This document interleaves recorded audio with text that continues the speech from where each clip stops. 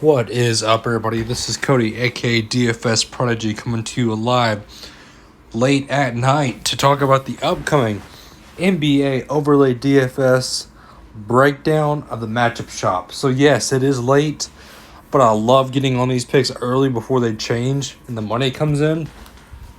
And there's one that I'm already locking in and putting a ton of money on that I don't see how we're going to lose one of the picks, but let's start from the top to the bottom. Jason Tatum versus Daniel Tice. So Tatum's at a negative 19.5, which I think that will boost him over the edge of Tice because Tice has not looked really good at all. He'll get you about 10 points or so. Tatum went 0 for 6 that first half, but then he bounced back in a huge way last game. But that negative 19.5 is a large gap to me that I'm just kind of staying away from. Yes, I think he could pull it off, but it's not one of my favorites at all. But if I had to pick, it'd be Jason Tatum. Butler versus Bam Adebayo. I personally am taking the Bam Adebayo side. I'm going to go ahead and get that in at -1. I like Bam, who can get you stats all around, who's way more consistent and has a higher ceiling compared to Jimmy Butler, who has a high floor, but the ceiling isn't very high. So I'm liking Bam a lot more than Jimmy Butler.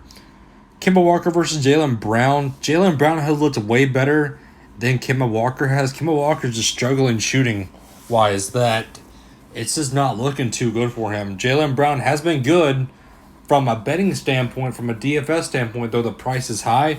Like I said, from a betting standpoint, I like Jaylen Brown. Goran Dragic versus Tyler Hero. This is one of the hardest ones to me to basically break down. Hero went off last game, and he's looked amazing this series. Goran Dragic has been consistent, though, also, but not as good as Tyler Hero. But do I think that Goran Dragic could beat Tyler Hero? I definitely do.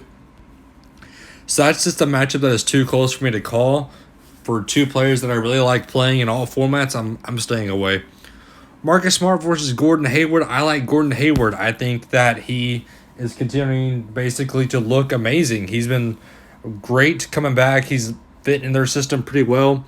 I like Hayward. Smart is just an average guy, basically.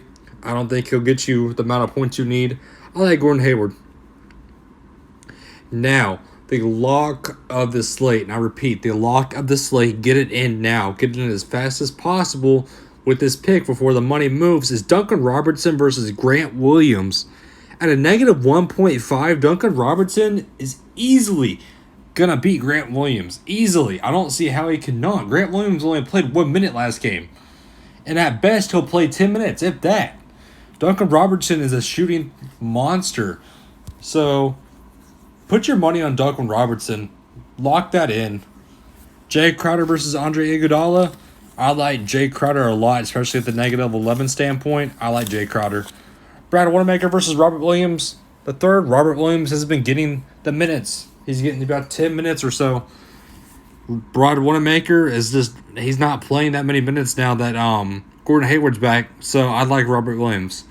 Now for my podcast people, Jason Tatum over Daniel Tice, Bam Adebayo over Butler, Brown over Walker, Hayward over Smart, Crowder over Iggy, Robert Williams over Wanamaker, and the lock of the night is Duncan Robertson over Grant Williams. Get that pick in as fast as possible. So that pretty much wraps it up, guys. Hit that like button, subscribe to my YouTube channel. I'm going to be pumping out more and more content as we speak. I'm trying to get as much content as I can for all sporting formats. I play FanDuel, I play SuperDraft, I play all of them. But Overlay DFS is one of my favorites, if not my favorite format to play. I love their betting, and it's just a fun format to play on, especially with the matchup shop now. So, like I said, guys, get your picks in as fast as you can before those numbers change. I know it's late, but hey, it's for the late night people and the late night grinders. So, I hope everybody has a good and safe day, and let's see those green screens, guys. Have a good one, everybody.